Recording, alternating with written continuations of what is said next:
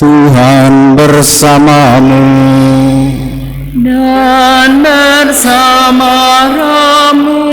Inilah Injil suci menurut Markus. Dimuliakanlah Tuhan.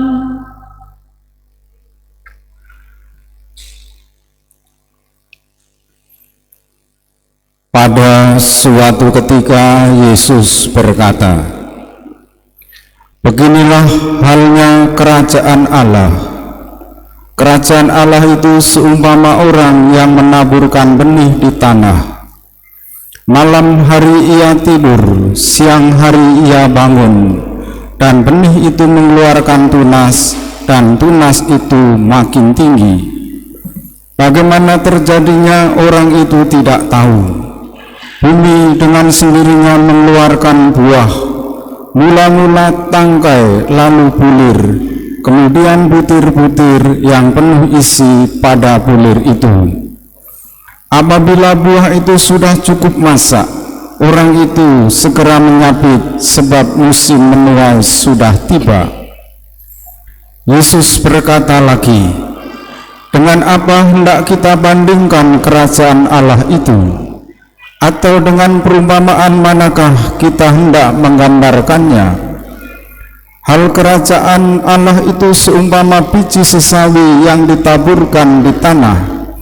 Memang biji itu yang paling kecil daripada segala jenis benih yang ada di bumi.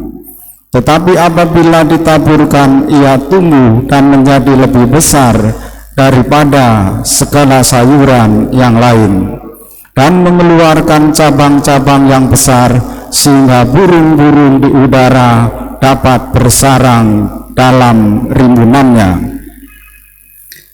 Dalam banyak perumpamaan semacam itu, Yesus memberitakan sabda kepada mereka sesuai dengan pengertian mereka, dan tanpa perumpamaan ia tidak berkata-kata kepada mereka, tetapi kepada murid-muridnya ia menguraikan segala sesuatu secara tersendiri.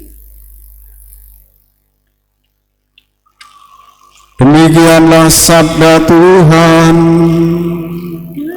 Terpujilah Kristus.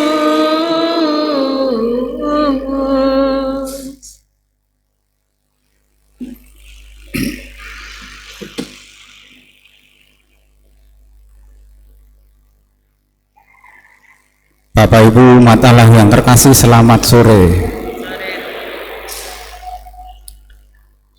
Ada berita yang lagi viral. Seorang anak kecil usia 7 tahun, nama panggilannya Nono, dari Kupang NTT, juara 1 matematika, mengalahkan 7.000 peserta. Dengar itu? Dengar ya? Saya nonton di CNN. Mengapa Nono ini begitu jenius? Mamanya bilang begini, sejak bayi anak-anak harus menumbuhkan, orang tua harus menumbuhkan, membangun rasa percaya diri yang tinggi.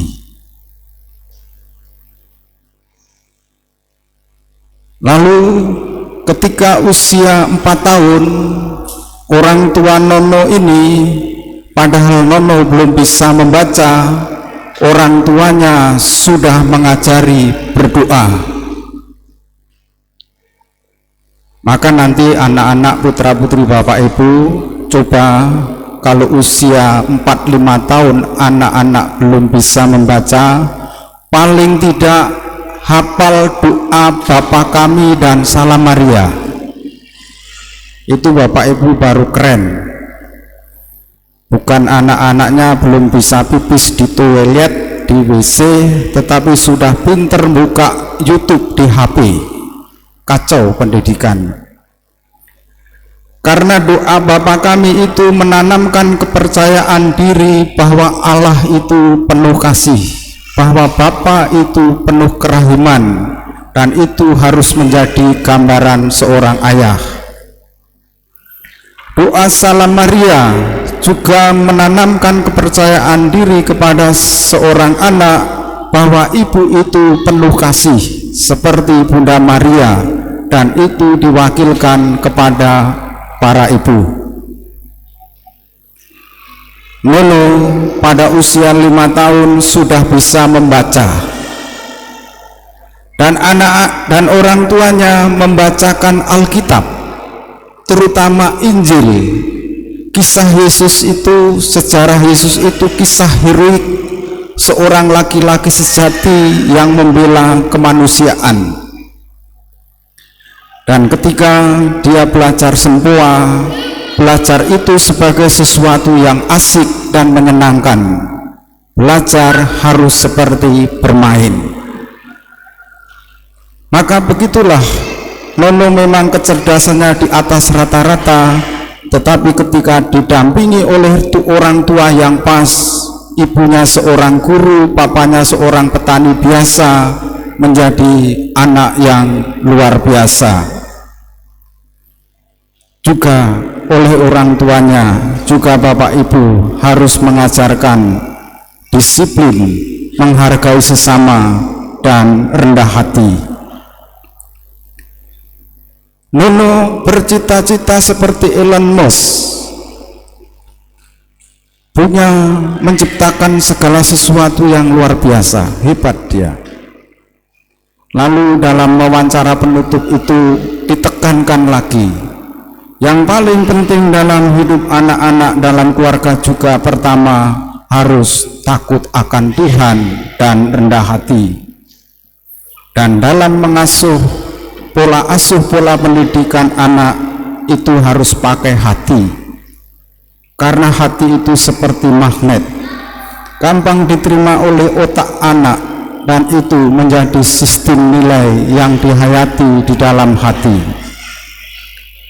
Semoga Bapak Ibu dalam mendidik anak-anak juga seperti petani yang menabur benih di ladang. Ketekunan, kesabaran, penuh kasih, tetapi kapan benih itu tumbuh dan berbuah kita tidak tahu. Artinya dalam mendidik dan membesarkan anak, kita harus melibatkan Tuhan, karena Tuhan juga bekerja dalam diri kita sampai hari ini. Semoga anak-anak kita ini tumbuh menjadi anak yang dewasa dan beriman mendalam kepada Tuhan, karena orang tua wali batis penuh kasih, penuh kerendahan hati mendidik putra putri Bapak Ibu sekalian. Dengan begitu kita lanjutkan dengan upacara sakaran baptis buku nomor 2.